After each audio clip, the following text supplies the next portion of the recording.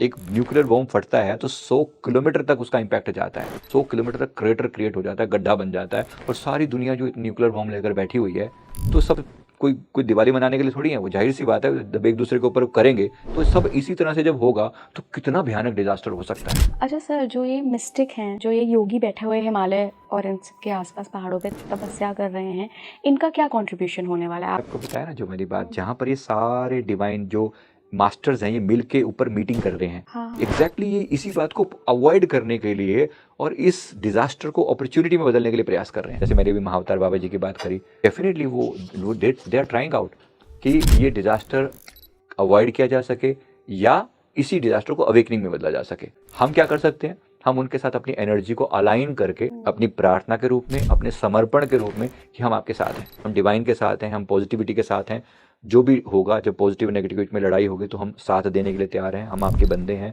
हम आपके साथ कनेक्टेड हैं, और हम मेडिटेशन करके, जाप करके हम उस ऊर्जा को सपोर्ट करें। जितना सपोर्ट करेंगे हम तो बचा ही लिए जाएंगे, एट द सेम टाइम हमारे साथ जो जुड़े हुए लोग हैं वो भी बचा लिए जाएंगे। ये है एक धर्म योद्धा का कर्तव्य। तो आप कह रहे हैं कि सबको अब धर्म योद्धा बनने की तरफ आगे चलना चाहिए मानसिक रूप से, यस। देखो इसमें मैंने 2-3-4 बातें जो कोई समरी फॉर्म में कहूँ तो, एक अपनी फाइनेंशियल बैकअप क्रिएट करना, दूसरा लोन ना लेना। एनआरआईज के लिए एक संदेश मैंने दिया था कि भी हो सके तो इंडिया में अपना बेस खत्म ना करें, कुछ ना कुछ बेस बना के रखें। कि हमें ये ऐसा बताया गया कि यूरोपियन लोगों ने दुनिया के ऊपर कब्जा कर करके ना, और जो इतने टाइम तक जो टॉर्चर किया था, क्या यूनिवर्स कभी इन्हें रिवर्ट बैक नहीं करेगा?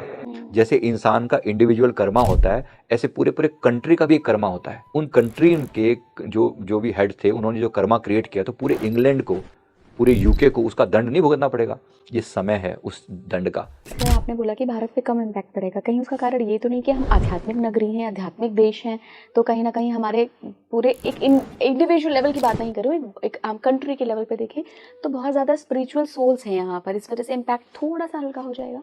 इसमें बहुत सारी बातें हैं। अगर मैं सारी चीज़ों को कंपेयर करूँ, जो एंजल्स ने भी मुझे बताया उससे भी कंपेयर करूँ, तो जिसमें चांसेस इस बात के हैं कि इंडिया इस विश्व गुरु बन के निकलेगा, उभरेगा।